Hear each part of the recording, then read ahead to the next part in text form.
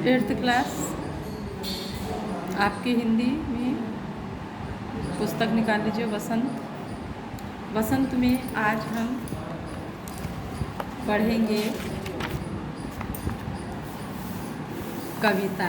पढ़ने के लिए है ये, केवल इसका आपके क्वेश्चन आंसर वगैरह नहीं आएंगे आपके एग्ज़ाम में कुछ भी, केवल पढ़ने के लिए बड़ी सुंदर कविता है ये, अटल बिहारी वाजपेयी की लिखी हुई। कदम मिलाकर चलना होगा। अब देखिए कितनी सुंदर कविता है, इसको पढ़िए और भाव को समझिए इसके।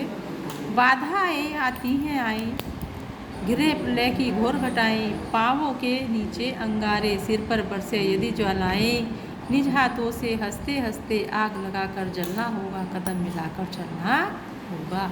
क्या कहते हैं वो युवाओं को, अटल बिहारी वाजपेयी जी युवाओं को संबोधित करते हुए आते हैं कि हे बालकों, यानी तुम बालकों को प्रेरित किया है, उन्होंने युवाओं को प्रेरित किया है कि चाहे तुम्हारे मार्ग में कितनी भी बाधाएं आए, बाधाएं यानी रुकावटें आए, घिरे प्रलय की घोर घटाए, यानी चाहे तुम्हारे जीवन में कितनी भी मुसीबत आए, अर्थात प्रलय, प्रलय तो आप जानते हो जब सब और जली जल हो जाता है, बहुत अधिक बरसात होती है, घोर घटाए है ना, यानी चाहे प्रलय आ जाए, तुम्हारे पाँव के नीचे अंगारे हों, अंगारे यानी आग, जलती हुई दहकती हुई आग, सिर पर बरसे यदि ज्वालाएं, और तुम्हारे सिर पर यदि अंगारे बरस रहे हैं, ज्वाला अग्नि बरस रही है, निज हाथों से हंसते हंसते आग लगा कर जलना होगा, यानी किसी भी परिस्थिति में तुमको क्या है, स्वयं कठिन से कठिन परिस्थिति में जो है आगे कदम मिला करके ही चलना होगा। हास्य रुदन में, तूफानों में, अमर असंख्यक बलिदानों में, हास्य यानी बहुत अधिक हंसना हो, बहुत अधिक खुशी हो, रुदन बहुत अधिक शोक हो, रुदन हो रहा हो, चाहे तूफान हो, आंधी हो, कुछ भी हो, अमर असंख्यक बलिदानों में, चाहे कितने भी असंख्य बलिदान देने पड़े, चाहे उद्यान यानी बगीचा हो, चाहे वीरान जंगल हो, चाहे तुम्हारा अपमान हो रहा हो या सम्मान हो, चाहे मस्तक ऊंचा हो या सीना उभरा हुआ हो, पीड़ाओं में पलना होगा, चाहे कितनी भी पीड़ाएं तुम्हें आ रही हैं, कितनी भी मुसीबतें तुम्हें आ रही हैं, लेकिन तुम्हें उसी में रहना है, उसी में तुम्हारा पालन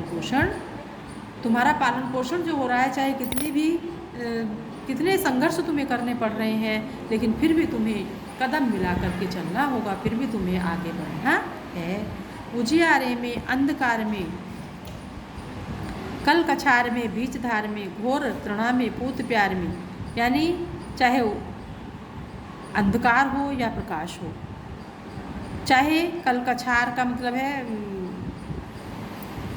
समतल मैदान हो या बीच धारा हो, चाहे तुम्हें मतलब कितने भी सुख मिल रहे हो या नदी की बीच धारा में तुम फंस गए हो, चाहे घोर घृणा हो, चाहे तुमसे कोई घृणा करता हो, चाहे तुम अपने परिवार के किसी के भी प्यार में पल रहे हो, है ना, क्षणिक जीत में, दीर्घ हार में, चाहे क्षण भर की तुम्हें जीत मिल रही है तो बहुत अधिक प्रसन्न नहीं होना है, यदि तुम्हारे लिए कुछ अच्छा हो जाता है तो बहुत अधिक प्रसन्न नहीं होना है ना, और यदि दीर्घ हार और लंबी समय की यदि हार हो जाती है, हार जाते हो तो बहुत अधिक दुखी नहीं होना है। जीवन के शत शत आकर्षक अरमानों को गलना होगा, यानी जीवन के, तुम्हारे जीवन में सैकड़ों आकर्षक मतलब बहुत सुंदर सुंदर अरमान आएंगे, उसको सोच करके कि यदि आज हमारे लिए परेशानी है तो कल अच्छा भी होने वाला है ना, तो उनके अरमान लेकर के तुम्हें आगे बढ़ना है और तुमको कदम मिला करके ही चलना है, अर्थात आगे बढ़ते रहना है। सम्मुख फैला अमर ध्येय पथ, प्रगति चिरंतन कैसा इतिपथ, सुष्मित हर्षित कैसा श्रमशलत, असफल सफल समान मनोरथ, सब कुछ देकर कुछ न मांगते, पारस बनकर ढलना होगा, कदम मिलाकर चलना होगा। तुम्हारा जो ध्येय है, तुम्हारा जो सम्मुख फैला अमर ध्येय पथ, यानी तुम्हारे सामने केवल तुम्हारा लक्ष्य होना चाहिए, है ना, उस लक्ष्य को प्राप्त करने के लिए तुम्हें निरंतर अपने उन्नति के पथ पर चलना चाहिए। सुस्मित हर्षित कैसा श्रमशलत, और उसमें हर्षित होकर के प्रसन्नतापूर्वक आगे बढ़ना है, और ये परवाह नहीं करनी है कि चाहे तुम्हें सफल होगे असफल होगे, है ना, तुम्हें क्या मिलेगा, सफलता मिले या असफलता मिले, ऐसा मनोरथ नहीं रखना है। मनोरथ माने इच्छा, ऐसी इच्छा नहीं रखनी है। सब कुछ देकर कुछ न मांगते, चाहे तुम्हारा सब कुछ चला जाए लेकिन तुम्हें कुछ भी मांगना नहीं है। पारस बनकर ढलना होगा, और तुमको क्या है, पावस बनकर ढलना होगा। तुमको जो है जिस प्रकार से एक धातु होती है पावस, उसको जो है पिघला करके किसी भी सांचे में डाल दिया जाता है, तो तुमको भी उसी जैसी परिस्थिति हो उसी के अनुसार चलना पड़ता है। कदम मिलाकर चलना होगा, तुमको जो है आगे बढ़ना है। कुश कांटों से सज्जित जीवन, चाहे तुम्हारा जीवन कांटों से और कुशाओं से सुसज्जित हो, तुम्हारे जीवन में कितने भी कांटे क्यों ना आए। प्रखर प्यार से वंचित यौवन, चाहे तुम्हारा जो यौवन है ना, वो तुम्हें प्यार से वंचित रहना पड़े, अर्थात तुम्हारे यौवन की मनपसंद वस्तु तुम्हें ना मिले।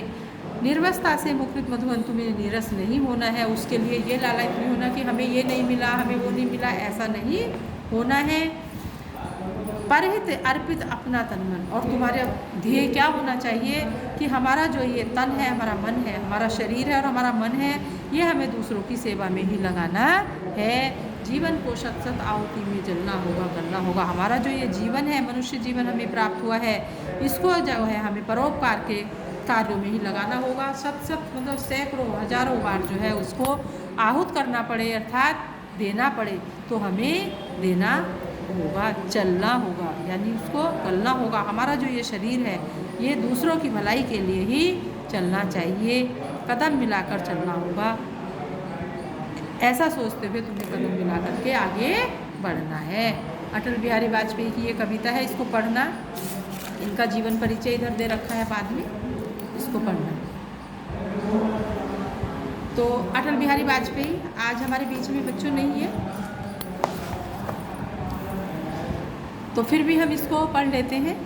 भारत के 10वें ये प्रधानमंत्री अटल बिहारी वाजपेयी थे। इनका जन्म कब हुआ था? 25 दिसंबर 1924 को। कहाँ हुआ था? ग्वालियर में, है ना।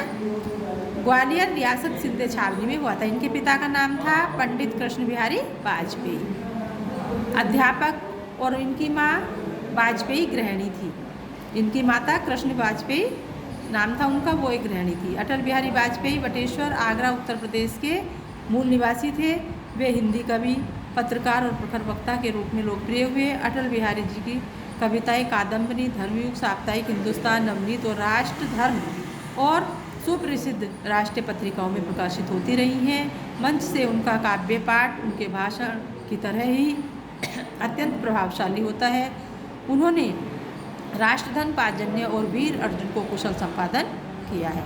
अटल बिहारी वाजपेयी 3 बार भारत के प्रधानमंत्री और 1 बार विदेश मंत्री और 12 बार सांसद रहे। राष्ट्र के प्रति उनकी सेवाओं के लिए उन्हें सर्वोच्च भारतीय नागरिक सम्मान यानी भारत रत्न से विभूषित किया गया।